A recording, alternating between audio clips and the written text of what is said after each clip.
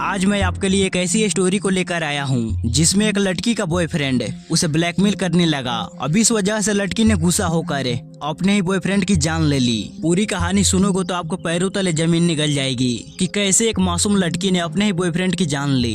इन्हीं सारी वाकया के बारे में इस वीडियो में आगे डिटेल में बताऊंगा। जी हाँ, मैं बात कर रहा हूँ मधु पटेल केस के बारे में। 24 मई 2021 को दोपहर के समय जबलपुर जिले के थाना खेतौली के पुलिस ऑफिसर के पास एक शख्स ने कॉल किया। बोला कि मेरा नाम नारायण पटेल है, मैं सिहोरा थाना के कुर्जी गांव का रहने वाला हूं। मेरे पिता प्रेम नारायण पटेल के फोन पे किसी अनजान शख्स ने कॉल किया और ये जानकारी दी कि पान उमरिया रोड के किनारे मेरे छोटे भाई का मोटरसाइकिल पड़ी है। उसके थोड़ी ही दूर पे किसी शख्स की लाश पड़ी है, उसे बहुत ही ज्यादा बदबू आ रही है। मुझे बहुत डर लग रहा है मैडम, क्योंकि मेरा भाई सोनू 16 मई से ही घर से गायब है। पुलिस ऑफिसर ने कहा कि तुम डरो मत, हरगढ़ जंगल पहुंचो और मैं भी 1 घंटे में अपने टीम के साथ वहां पे आ रहा हूं। इसके बाद पुलिस ऑफिसर अपने जांच टीम के साथ 3:30 बजे हरगढ़ जंगल पहुंचे। जब पुलिस वाले यहाँ आए तो देखे कि एक लाश सड़ी गड़ी अवस्था में यहाँ पड़ी है और वहीं पास ही में एक बाइक खड़ी है। अब इस समय कोरोना का माहौल था तो सभी पुलिस वाले कोरोना किट में थे। यहाँ पे बदबू काफी ज्यादा आ रही थी। घटना स्थल पे 1 मीटर की 2 रस्सियां, नीले रंग का लोअर टी शर्ट, बनियान, चमड़े का चप्पल और 2 मास्क पुलिस ने घटना स्थल से बरामद किए। अभी जांच पड़ताल चल ही रही थी, तभी नारायण भी भागता हुआ यहाँ पर पहुँचा। उसने यहाँ आते ही अपनी मोटरसाइकिल पहचान ली, मगर शव बुरी तरह से सड़ गल गया था, इसलिए शव का चेहरा पहचान में नहीं आ रहा था। और उस शव के पास ही में एक बड़ा सा पत्थर पड़ा हुआ था। उस पत्थर पे मक्खियां भिन-भिन आ रही थी। पुलिस वाले पत्थर से मिट्टी का सैंपल ले लिए। पुलिस वाले ने ये देखकर अनुमान लगाया कि शायद इसी पत्थर से इस लाश को कुचला गया होगा। नारायण ने चप्पल और कपड़े को देखकर कुचले गए चेहरे के बावजूद भी उसने इस लाश की पहचान कर ली, जो उसके अपने छोटे भाई सोनू की थी। सोनू के कुछ ही दिन पहले शादी हुई थी। उसे शादी में जो कपड़े मिले थे उसने वही कपड़े को पहना था। कपड़े पे लगे हल्दी के दाग भी वैसे ही थे। भले ही हल्दी के दाग काले जरूर हो गए थे, मगर नारायण ने कपड़े को देखकर अपने भाई की अच्छे तरह से पहचान कर ली थी। थोड़ी देर के बाद जबलपुर के एडिशनल एसपी शिवेश सिंह बघेल और फोरेंसिक टीम भी यहाँ पे चली आई और यहाँ से बरामद किए गए सारे सामानों को भोपाल मेडिकल इंस्टीट्यूट भेज दिया गया। इसके बाद शव को पैक कर पोस्टमार्टम के लिए भेज दिया गया। एक पुलिस ऑफिसर नारायण को लेकर यहाँ से थाने पहुँचा और पुलिस वालों ने भी इसके घर वालों को थाने पर ही बुलवा लिया। पुलिस ने शुरुआती जांच की पूरी रिपोर्ट तैयार कर हालांकि सोनू की गायब होने की रिपोर्ट 17 मई 2021 को ही सिहोरा थाना में तुलसीदास के बड़े बेटे नारायण पटेल ने लिखाई थी और उस रिपोर्ट के मुताबिक सोनू 16 मई 2021 को सुबह अपनी नवविवाहित पत्नी की फोन को लेकर बोला कि मैं इसे ठीक कराने के लिए जा रहा हूं। ये कहकर वो फोन को लेकर सिहोरा गया, लेकिन जब देर रात हो गई सोनू वापस घर नहीं आया तो घर वाले उसके दोस्त रिश्तेदारों के पास कॉल कर सोनू के बारे में पूछने लगे कि क्या सोनू आपके पास गया है। मगर जब उसका कोई आता पता नहीं चला तो सिहोरा थाना जाकर उसकी गायब होने की रिपोर्ट लिखा दी गई। सोनू की 4 दिन पहले ही यानी कि 12 मई को कटनी जिले में बोहरी बंद के बासन गांव में गायत्री नाम की लड़की से सोनू की शादी हुई थी। जब इस बारे में गायत्री से पूछताछ की गई तो गायत्री ने पुलिस वालों को बताया कि शाम होने पर सोनू वापस घर नहीं आए तो मैंने अपने पति सोनू के पास कॉल किया, लेकिन उनका फोन आउट ऑफ कवरेज बता रहा था। पहले गायत्री को लगा कि वो रात तक चले आएंगे, लेकिन जब वो देर रात हो गई वापस घर नहीं आए तो गायत्री के मन में अजीब अजीब से ख्याल आने लगे। गायत्री ने पुलिस को बताई कि अगले दिन मैंने ही नारायण को पुलिस में जाकर सोनू की गायब होने की कंप्लेन लिखाने के लिए बोली। यानी कि अब जांच और पूछताछ से ये साबित हो रहा था कि बरामद किया गया शव सोनू का ही था और ये भी कि सोनू का मर्डर किया गया है। अब आखिर सोनू का हत्या किसने किया और पुलिस को जल्द से जल्द उस हत्यारे तक भी पहुंचना है। लेकिन जब 10 दिन बाद सोनू की मेडिकल रिपोर्ट आई तो इस रिपोर्ट को देखकर पुलिस वाले पूरी तरह शॉक्ड थे, क्योंकि रिपोर्ट के मुताबिक सोनू के गले में एक पतली रस्सी थी जो कि अंदर की तरफ धंसी हुई थी। इसी आधार पे पहले सोनू की मर्डर को आत्महत्या कहा गया, लेकिन उसके दोनों हाथ और पैर पर भी रस्सियों की बांधने के निशान मिले और ये निशान सोनू की मर्डर की तरफ इशारा कर रहे थे। अब पुलिस ये सोच रही थी कि एक हटे-घटे नौजवान को कोई अकेला शख्स उसके हाथ पैर बांध कर उसका मर्डर नहीं कर सकता, यानी कि इस मर्डर में एक शख्स के अलावा कोई और भी आदमी शामिल है। अब सिहोरा थाना का एसपी इस केस को गंभीरता से लिया। उन्होंने सबसे पहले सोनू की मोबाइल फोन का कॉल डिटेल्स को निकलवाए तो मालूम पड़ा कि सोनू के पास 16 मई को मधु पटेल नाम की लड़की की फोन से कई बार कॉल आई है। और सोनू से घर से निकलने के बाद इन दोनों के बीच की बातें 10:30 बजे से स्टार्ट हुई और 12 बजे तक चली, जिसके बाद सोनू की बात किसी और आदमी से नहीं हुई और पोस्टमार्टम रिपोर्ट के मुताबिक सोनू की मौत दिन के 2:30 बजे के करीब हुई थी। अब पुलिस वालों ने सोनू के बड़े भाई नारायण से और सोनू की पत्नी गायत्री से अलग अलग पूछताछ की तो नारायण ने पुलिस वालों को बताया कि मधु मेरी बहन की ननद है और वो सिहोरा तहसील के मडई गांव में अपने माँ बाप भाई बहन के साथ रहती है। अब इसके बाद जब गायत्री से मधु के बारे में पूछताछ की गई तो गायत्री ने कुछ ऐसी जानकारियां दी जिससे पुलिस को इस केस को सॉल्व करने की एक कड़ी मिल गई। गायत्री ने बताया कि सोनू और मधु के बीच रिलेशनशिप थे। हालांकि सोनू ने गायत्री को बताया था कि मेरे और मधु के बीच संबंध अब नहीं है और अब तो मधु की भी शादी तय हो गई है। लेकिन पुलिस बार बार गायत्री से सोनू के ही बारे में पूछे जा रही थी। पुलिस वालों को ये लग रहा था कि गायत्री हमसे जरूर कुछ छिपा रही है, लेकिन पुलिस वालों के सामने गायत्री ज्यादा देर तक नहीं छुपा पाई। थक हार कर गायत्री ने बोल ही दिया कि आखिरकार इसमें मेरी क्या गलती है। गायत्री ने पुलिस को बताया कि मैं बहुत ही ज्यादा दुखी हूँ। एक तरफ मेरी उजड़ी हुई जिंदगी है और दूसरी तरफ घर वाले मेरे ऊपर क्या क्या इल्जाम लगा रहे हैं और मुझे ही दोषी ठहरा रहे हैं। गायत्री ने सोनू को मोबाइल ठीक कराने के लिए क्या कह दिया था, जिस वजह से सबकी उंगली गायत्री की तरफ उठ रही थी, जबकि सच्चाई तो ये था कि सोनू ने ही खुद जिद की थी मोबाइल ठीक कराने की। मगर कुछ लोग तो गायत्री को ही उसके पति की हत्या में शामिल बता रहे थे। गायत्री ने पुलिस को बताया कि यहाँ पर मेरे दुख और भावनाओं को समझने वाला कोई नहीं है। गायत्री के मन में अलग अलग से आशंका आ रहे थे और आशंका की वजह सोनू ही था, क्योंकि सोनू ने गायत्री को एक राज के बारे में बताया था।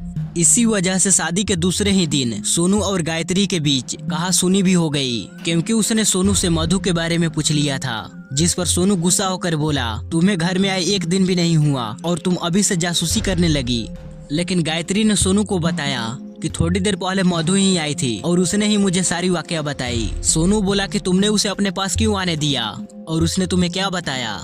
गायत्री ने कहा कि वो आपकी बहन की ननद है, वो हमारी रिश्तेदार है और हम उसे अपने पास क्यों ना आने दे। अगर मैं उसे अपने पास बैठने न देती तो परिवार वाले क्या सोचते मेरे बारे में। गायत्री ने सोनू को बताया कि मधु मेरे साथ बहुत ही गुस्से से पेश आई। उसने गुस्से में बताया कि वो तुमसे प्यार करती है और ये सारी बातें सुनकर सोनू पूरी तरह शॉक्ड रह गया, क्योंकि मधु ने गायत्री को बोला कि सोनू एक धोखेबाज है, बेवफा है। मधु का कहना था कि सोनू ने मेरे साथ शादी का वादा कर मेरे साथ संबंध बनाता रहा और फिर उसने गायत्री से शादी कर ली। अब सोनू गायत्री पे गुस्सा होने की जगह उसके सामने हाथ जोड़कर माफी मांग ली। उसने मधु से अपने सारे संबंध तोड़ने का भी वादा किया। अब बातों ही बातों में सोनू ने गायत्री को बताया कि मधु मुझे ब्लैकमेल कर रही है, क्योंकि कुछ मेरे चीजें मधु के पास है, जिस वजह से वो मुझे ब्लैकमेल कर रही है। अब गायत्री के काफी बार पूछने के बावजूद भी सोनू ने ब्लैकमेलिंग के बारे में ज्यादा नहीं बताया। गायत्री ने पुलिस को बताया कि सोनू ने मुझे बोला था कि ये सारी बातें तुम किसी को मत बताना। मगर अब ये सारी बातें गायत्री ने पूछताछ के दौरान पुलिस को भी बता दी। अब पुलिस के हाथ एक कड़ी लग गई थी। सोनू और मधु के बीच के प्रेम संबंध, गायत्री के हाथ में लगे मेहंदी का रंग भी फीका नहीं हुआ था, लेकिन उसके मांग का सिंदूर उजड़ गया था। अपने पति सोनू को खो चुकी गायत्री सोनू के घर वालों के ताने से काफी ज्यादा परेशान थी। उसके घर वाले कई सारे लालछन लगा रहे थे उसके ऊपर। अब शक के आधार पर पुलिस वालों ने मधु पटेल को थाने बुलाए पूछताछ के लिए।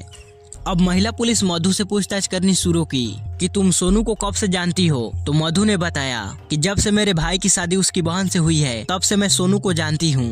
पुलिस ने पूछा कि क्या तुम सोनू से प्यार करती हो, जिस पर मधु बोली जी नहीं। पुलिस ने अगला सवाल किया मगर तुम तो सोनू से शादी करना चाहती थी। मधु बोली कि आपको किसने बताया कि मैं सोनू से शादी करना चाहती थी। पूछताछ करने वाली पुलिस अधिकारी बोली कि तुम्ही ने तो थोड़ी देर पहले बताई। और इतना बोलकर वो पुलिस वाली ने मधु को एक ऑडियो सुनाई, जिसमें मधु काफी गुस्से में बोल रही थी कि अगर तुमने मुझसे शादी नहीं की तो मैं सब कुछ बर्बाद कर दूंगी, तुम्हें भी नहीं छोड़ूंगी। पुलिस अधिकारी ने मधु से पूछा कि ये धमकी तुम किसको दे रही थी। मधु कहती है कि मैं बताती हूँ मैडम, लेकिन मैंने सोनू को नहीं मारा। इस पर पुलिस अधिकारी बोली कि मैंने सोनू को मारने के बारे में बात ही नहीं की। इसके बाद पुलिस अधिकारी बोली कि चलो जाने दो, तुम सोनू के ही बारे में बता दो कि आखिर उसे किसने मारा। मधु बोली कि मुझे इस बारे में जानकारी नहीं है।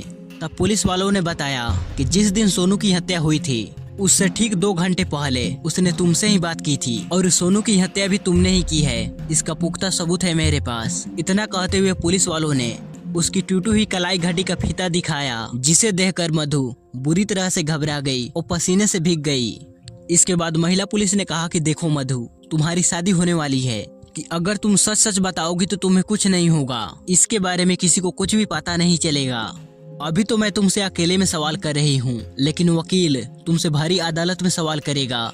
अब मधु पुलिस की बातों में आ गई और उसने अपना जुर्म स्वीकार कर लिया। अब यहाँ पे मधु ने जो कहानी सुनाई उसे सुनकर पुलिस वाली शॉक्ड रह गई। मधु के द्वारा पुलिस के दिए गए बयान के मुताबिक मधु पटेल मड़हाई गांव की रहने वाली नारायण पटेल की बेटी थी। उनके बेटे साहिल की शादी प्रेम नारायण पटेल की बेटी निधि से सन 2019 में शादी हुई। दोनों परिवार में खेती बाड़ी की वजह से पहले से ही जान पहचान थी और ये एक दूसरे की मदद करने के लिए हमेशा तैयार रहते थे। सरकारी अनाज की मंडी में बिक्री होने की वजह से सोनू अक्सर मधु के घर आता जाता रहता था। अब सोनू निधि का छोटा भाई था तो उसके ससुराल में सोनू का आना जाना लगा रहता था। साहिल की छोटी बहन मधु चंचल स्वभाव की थी, वह खूबसूरत भी थी। सोनू से बात बात पर मजाक भी करती थी। सोनू जब भी अपनी बहन के ससुराल आता तो मधु ही सोनू की खतरदारी करती। सोनू और मधु एक दूसरे के साथ खूब हंसी मजाक करते और इसी हंसी मजाक के दौरान इन दोनों के बीच कब प्यार हो गया इन्हें भी मालूम नहीं पड़ा। एक दिन मधु अपने भाभी यानी कि सोनू की बहन के साथ सोनू के घर आई थी। उसके घर आने के कुछ ही दिन बाद पूरे इंडिया में लॉकडाउन लग गया कोरोना महामारी की वजह से। अब आने जाने के सारे रास्ते बंद हो गए थे। अब इस वजह से मधु को सोनू के घर पे ही रुकना पड़ा, जिससे सोनू और मधु के बीच प्यार और भी ज्यादा गहरा हो गया। अब इन दोनों के ऊपर घर वालों को भी नजर पड़ गई थी, तो इन दोनों को जब भी मौका मिलता तो ये अपने खेत या फिर जंगल की तरफ निकल जाते। एक दिन दोपहर का समय था। घर के सभी सदस्य किसी काम की वजह से बाहर के गाँव गए थे। घर पे सोनू की बहन निधि खाना बनाने में लगी थी। सोनू और मधु दोनों साथ में एक कमरे में बैठकर टीवी देख रहे थे। दोनों के बीच हंसी मजाक चल रही थी।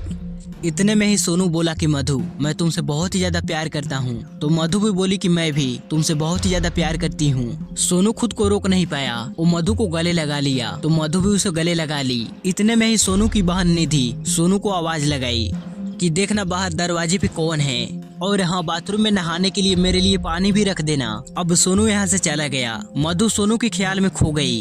अब जैसे ही मधु और सोनू के प्यार के बारे में निधि को भनक लगी तो निधि ने सोनू और मधु को अपने पास बुलाई और इन दोनों को समझाई कि तुम दोनों का शादी नहीं हो सकती, क्योंकि इस वजह से दोनों परिवार के बीच मन मुटाव हो जाएगा। आगे चलकर दोनों परिवार के बीच रिश्ते टूट जाएंगे और इससे मेरी शादीशुदा जिंदगी भी प्रभावित होगी। अब धीरे धीरे कर मधु और सोनू के प्यार के बारे में सभी घर वालों को मालूम पड़ गया, जिसके बाद निधि मधु को लेकर अपने ससुराल चली गई। अब बदनामी की डर से मधु और सोनू के मिलने पर रोक लगा दी गई। तो अब इन दोनों ने मोबाइल फोन से ही वीडियो कॉल पे बात करनी शुरू कर दी। दूसरी तरफ दोनों परिवार इन दोनों की शादी के लिए अलग अलग रिश्ते ढूंढने लगे। जल्द ही मधु का रिश्ता पासी के गाँव में विजय पटेल नाम के लड़के के साथ तय हो गया। मधु की जल्द ही सगाई भी हो गई। मधु की सगाई होने के बाद सोनू भी अपना रंग बदलने लगा। वह मधु से मिलना तो दूर, उससे बात भी करना बंद कर दिया। हालांकि सोनू की भी अब शादी गायत्री से तय हो गई थी। इसी वजह से मधु अब परेशान रहने लगी, क्योंकि सोनू ने उसे वादा किया था कि मैं तुम्ही से शादी करूंगा। अब मधु पूरी तरह से सोनू को भुला चुकी थी। वो अपने नए रिश्ते के लिए तैयार हो रही थी। वह अपने होने वाले पति विजय के साथ शादी के सपने सजा रही थी। लेकिन मधु कितनी भी कोशिश क्यों न कर ले, उसके लिए सोनू का भूलना इतना आसान नहीं था। उसे हमेशा सोनू के साथ बिताए वो पल याद आ रहे थे। हत्या के घटना से 4 महीने पहले सोनू मधु के घर गया था। अब दोनों की शादी अलग अलग जगहों पे तय होने के बाद घर वाले इन दोनों को मिलने पर पहले की तरह पाबंदी नहीं लगा रहे थे, जिस वजह से दोनों के बीच पहले की तरह बातें और मुलाकातें होनी शुरू हो गई। अब दूसरी जगह शादी तय होने के बाद भी सोनू एक दिन मौका देखकर मधु के साथ शारीरिक संबंध बना लिया। और इतना ही नहीं, सोनू ने मधु का अश्लील वीडियो भी बना लिया। बाद में सोनू ने इस वीडियो को मधु के व्हाट्सएप पे भेज दिया। इस वजह से मधु अब परेशान रहने लगी। मधु ने सोनू से काफी रिक्वेस्ट की कि तुम उस वीडियो को डिलीट कर दो, मगर सोनू के मन में तो कुछ और ही चल रहा था। अब सोनू इस वीडियो के जरिए मधु को बार बार ब्लैकमेल कर रहा था। मधु उसे समझा रही थी कि मेरी शादी अब तय हो गई है, तुम मेरे साथ ऐसा मत करो, तुम्हारी भी तो शादी तय हो गई है। वहाँ सोनू को कहती थी कि क्यों ना हम दोनों अपने रिश्ते को भुला करे, क्यों ना एक नई शुरुआत करे। मगर इसके बदले सोनू मधु को वीडियो वायरल करने की धमकी देने लगा। अब ये सब ऐसा ही चलता रहा। फिर 12 मई 2021 को सोनू की शादी हो गई, लेकिन दोबारा लॉकडाउन लगने की वजह से मधु की शादी की डेट फिक्स नहीं हो पाई थी। इसके बाद सोनू ने मधु से मिलने के लिए 15 मई को यानी कि शादी के 3 दिन बाद सोनू ने लगातार मधु के पास कई बार कॉल किया और उसे बताया कि तुम्हारी तो शादी अब तय हो गई है, इसलिए तुम मेरे साथ एक बार आखिरी संबंध बना लो। मधु ने कहा ठीक है, मैं तुम्हारे साथ तो आखिरी संबंध बना लूंगी, मगर तुम्हें मेरे कहे अनुसार सब कुछ करना पड़ेगा। इसके लिए जगह और तरीका ये सब कुछ मैं तुम्हें 16 मई को बताऊंगी। सोनू ने पूछा कि कौन सा तरीका। मधु बताए कि हम अपनी आखिरी मिलन को यादगार बनाना चाहती हूँ, इसलिए तुम मेरे पास दिन के 10:30 बजे कॉल करना। मैं तुम्हें जगह बता दूंगी कि कहाँ हमें मिलना है, और संबंध बनाने के बाद तुम्हें मेरे सामने ही मेरी सारी अश्लील वीडियो को डिलीट करनी पड़ेगी। अब मधु की बातें सुनकर सोनू काफी ज्यादा खुश हुआ और तुरंत हाँ बोल दिया। अब अगले दिन यानी कि 16 मई 2021 को ठीक 10 बजे सोनू अपने पिता का मोटरसाइकिल को लेकर मधु द्वारा बताए गए जगह सिंधम मंदिर के पास पहुंचा। वहां पहुंचने पर वो मधु के पास कॉल किया। कई बार उसने मधु के पास कॉल की, मगर मधु उसका कॉल नहीं उठाई। अब इससे सोनू परेशान हो गया। उसने फिर मधु के पास कॉल की तो इस बार मधु ने कॉल उठाई और उसे बोली कि मैं बस 10 मिनट में वहां पहुंचने वाली हूं। मधु अपने बुआ के बेटी निमिषा के साथ 10 मिनट के बाद वहां पहुंची। सोनू पूछा कि अब हमें कहां चलना है, तो मधु बताई कि वहीं जहां पर हम दोनों कई बार मिले हैं, यानी कि हरघट जंगल में चलना है। इसके बाद ये तीनों मोटरसाइकिल पे बैठे और आधे घंटे के बाद हरघट जंगल पहुंचे। सोनू ने अपने मोटरसाइकिल को रास्ते के साइड में खड़ा कर दिया और निमिषा को वहीं पे खड़ा रहने के लिए बोला। इसके बाद सोनू मधु के साथ जंगल में अंदर की तरफ गया। दोनों एक जगह पे बैठे। यहाँ मधु सोनू को बोली कि आज मैं तुम्हारे हाथ पाँव और आंख को बांधूंगी, उसके बाद ही मैं तुम्हारे साथ संबंध बनाऊंगी। ये बातें सुनकर सोनू को थोड़ा अजीब तो लगा, मगर वह आसना के आग में अंधा था। वह हाँ बोल दिया। इसके बाद मधु ने उसके रस्सी से हाथ पांव बांध दिए और उसके पीठ पे बैठ गई और पास ही में पड़ा एक बड़ा सा पत्थर लेकर उसके सर पे मार दी। अब सोनू कुछ समझ पाता उसे पहले ही मधु ने उस पर कई बार पत्थर से हमले कर दिए। हाथ पांव बंधा होने और आंखों पे पट्टी बंधे होने की वजह से सोनू अपना बचाव नहीं कर पाया। इसके बाद मधु ने एक रस्सी को लेकर सोनू का गला घोटा और कुछ ही समय के बाद सोनू की मौत हो गई। इसके बाद मधु ने सोनू के आंख से पट्टी खोल दी, हाथ पांव की रस्सियां भी खोल दी और गले की रस्सी को वो वैसा ही छोड़ दी। फिर उसने पत्थर से उसके चेहरे पे काफी बार वार किया, जिससे चेहरा पहचान में न आए। इसके बाद मधु घर पहुंचकर सोनू का मोबाइल, अपना ATM कार्ड और रुमाल को जलाकर कचरे के साथ घर के बाहर फेंक दिया। मधु अपना जुर्म कबूल करने के बाद पुलिस को बताई कि सोनू द्वारा बनाई गई अश्लील वीडियो की वजह से मैं काफी ज्यादा परेशान थी और सोनू से छुटकारा पाने के लिए मेरे दिमाग में बस यही ख्याल आया कि सोनू का गेम ओवर कर दिया जाए। इसके बाद मधु पटेल को सोनू की हत्या के जुर्म में धारा 302 और धारा 201 लगाकर पुलिस ने मधु को कोर्ट में पेश किया और निमिषा को भी जुर्म छुपाने की वजह से IPC की धारा 201 लगाकर उसे बाल कारागृह शहडोल भेज दिया गया और मधु पटेल को महिला जेल जबलपुर भेज दिया गया। गाइस, इस घटना के बारे में बताने का उद्देश्य किसी का दिल दुखाना नहीं है, बल्कि आपको जागरूक करना है। गाइस, आप लोगों को इस पूरी घटना पे क्या राय है, कमेंट सेक्शन में जरूर बताइएगा। मिलते हैं अगली वीडियो में।